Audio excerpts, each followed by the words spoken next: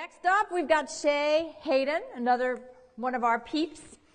And Shae has had an interesting experience in her life. She's looked down the barrel of a gun twice. Once because she got too close to Jane Fonda and her bodyguards took action, false alarm. And then another time she was robbed. And in both cases, she mastered the courage to speak and live to tell the tale. And now she helps busy professionals find their voice when they need it most. Specifically, she helps leaders, executive coaches, and leadership development consultants create books, articles, papers, and blogs that they didn't have the time to write. And she just published the book Blue Pearl, which we had one raffled off, and we'll raffle off another tomorrow probably. A story-based book about how we can get the most from coaching. So please welcome for our last CAMTalk of the day, Shae Hadden.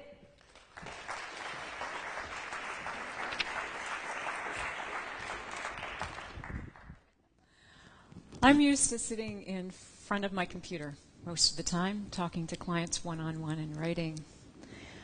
But I had something important I wanted to share with you today, so I want to thank you for the opportunity to conjure my courage and get up here and speak.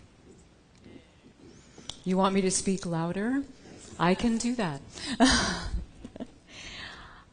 My intention here today is to enroll each and every one of you in making a 10x commitment. So what is a 10x commitment? My colleague Bill Veltrop defines it as a radical shift in the lasting contribution you want to make to your world. So the number is kind of arbitrary. You can substitute 100, 1,000, whatever you want, but think in terms of a commitment that's going to seem nearly impossible, something that's definitely going to require collaboration and co-creativity. So why a 10x commitment? Well, you see, I'm afraid. I'm afraid that we as master coaches might be missing an opportunity that's right in front of us. An opportunity to get the most from coaching, not only for ourselves and our clients, but also for the world. You know, I see the news, extreme weather events, food and water insecurity, crushing poverty. This is becoming our new norm. This is not the 11th hour. Now is the hour. And what if we don't do what we're capable of doing to take care of what we care about? Now is the time to step in and take care of the well-being of humanity and the planet. Now is the time to conjure courage. The work we do takes courage. It takes courage for our clients to face their fears and to take on and do what often seems unreasonable, to transform themselves, their organizations, and their world in ways that they want to. It takes courage for us as well to ask ourselves when we're talking with them and listening, what does this person care about? And how far can I go with them in this moment? It takes courage if we ask ourselves one more question, and that is, what is my contribution and my commitment to our shared future? When I asked myself that question a couple of years ago, the answer that showed up surprised me. I was in a meeting with several other senior executive coaches and some game-changing leaders, and I realized there was something that I could provide that was missing. But it wasn't going to be easy, and I already had a nice client list and a decent life. But I chose to do what I didn't have to do. I chose to write a book about what's at the heart of effective coaching relationships, because I believe that this way of relating to ourselves, to each other, and to our circumstances is what we need to bring more widely to the world. That book and this speech are part of my 10x commitment. I called the book The Blue Pearl, to evoke a sense of the finite and tangible, this beautiful blue planet that we inhabit, and the infinite and intangible, the blue pearl being that shimmering blue light that mystics reportedly see the moment before enlightenment. The shimmering blue light that represents pure potential, possibility, and the generative power of the universe. As you know, you make a commitment and the universe steps in and offers you challenges. Concerned about how I was going to keep a roof over my head while I wrote, I also had to deal with a cancer scare, the threat of a lawsuit, and a year of rehab, recovering from being hit by a car. But I'm not special. Every one of you has a story of having overcome adversity. These are the things that we show up for every day and that we deal with. They don't require the kind of courage I'm talking about. I'm talking about the fierce courage it takes to do the thing that you don't have to do, the thing that scares you in its audacity, the thing that calls you to let go of what's limited you and to play bigger than you've ever played before. You see, this is the kind of courage that allows us, just as it allows our clients, to get the most from coaching.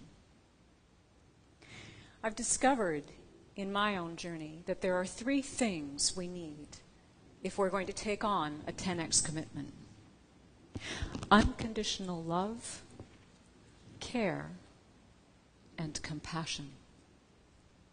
Unconditional love allows us to be whomever we choose to be and to become whomever we choose to become to realize our commitment.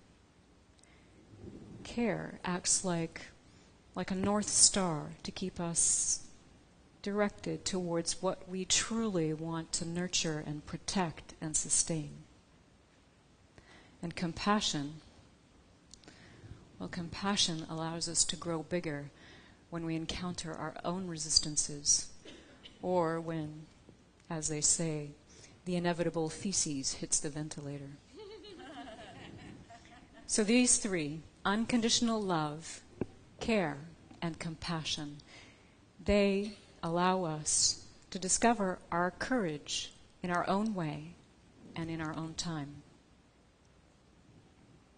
So I'm inviting us to look today at who we're being and what we're choosing to do to realize that we are a resource to the world. To consider that future generations could look back and say that we were courageous. I know you care. At the very least, you care about people. We wouldn't be in this profession if we didn't. But there's a distinct possibility that at some point, when your city is flooded after the next Katrina or Sandy, or when our monetary system collapses, that the infrastructures and the resources that we've come to rely on will not be there. So, do we wait? Or do we act? So let's start right here, right now, by asking ourselves 3 questions. First, what do I care about most? Second, what 10x commitment am I willing to make to take care of what I care about most? And third, starting where I am right now, what can I say and do to realize that 10x commitment? Whoops. There we are. So, what do I care about most? What do you find yourself paying attention to? What hurts your heart to hear about? What makes your heart sing? What do you want to transform? Look to the finite and the tangible as well as the infinite and intangible. And let the blue pearl be like a metaphor or an image in which you can place what you care about most. So what 10x commitment do you want to make to take care of what you care about most? Make sure that what you choose to put in that blue pearl is something that you're really passionate about, because this is where you're going to apply your unique talents and gifts.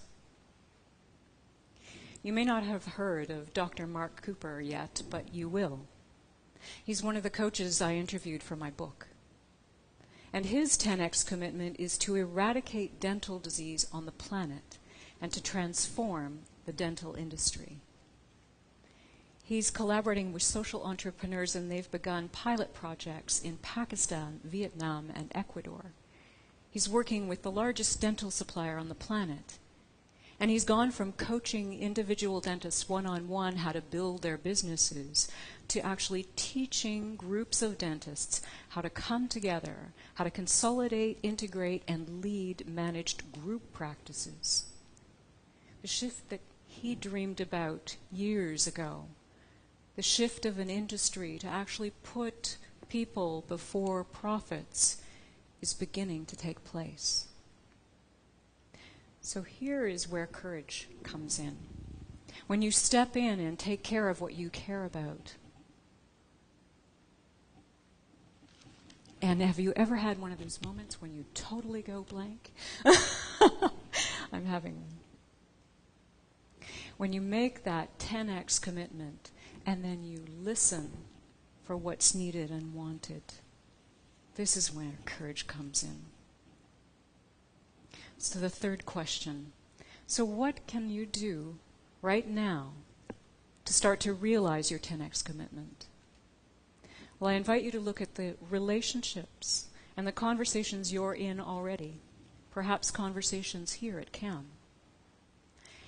Listen for what is not being said, but which could actually potentially increase your impact tenfold. And consider saying that. And if you find that fear shows up when you think about the consequences of speaking, consider this. We have already been given so much in this life. We've overcome challenges, we've overcome adversity, and we've learned and we've grown. And we will do so again, because we are enough. You see, I believe that leadership and coaching are not mutually exclusive. Leaders take care of people. True, leaders bring discomfort and deconstruction sometimes, but they also bring creativity and renewal. Leaders take us where we've never been before. Deconstruction, discomfort, creativity, renewal, taking people where they've never been before. These are things that we are all very masterful with. We have never been just guides. We are co-creators, and we are leaders in our own right. One of my coaches once said to me, "When I don't know who I am, I serve you. When I know who I am you. I am you. And we are the ones we've been waiting for." Thank you.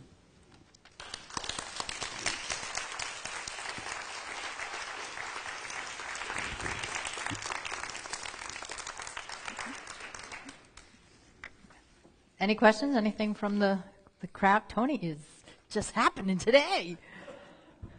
Awesome. I'd like to hear some examples of 10X commitments that you've encountered, that you've either inspired in your clients or from your book, or just things you've noticed in the world says, boy, that is someone making a 10X commitment. Sure. Most of my familiarity is with coaches, because that's primarily, and leadership development consultants, because that's who I work with. I can think of one gentleman who actually gave up his coaching practice. He was working with several other colleagues and decided he would start a movement to shift the prevailing mood of our country, the United States, from fear to exuberance. And so he's, reoriented his whole life, and instead of retiring, he's setting that up as his next chapter. Another 10x commitment, a smaller one. And again, remember, this is always something that is relative to your life and where you're at and what you care about. Another one, and the gentleman I was talking about just now, his name is Don Arnaust. He's also been at CAM, I believe, in the past. Another is a retired coach who lives in Princeton, and his community had unsuccessfully tried to kind of come together over the last several decades to consolidate their resources and their infrastructures. And he stepped in and took on a leadership role and led a consolidation commission.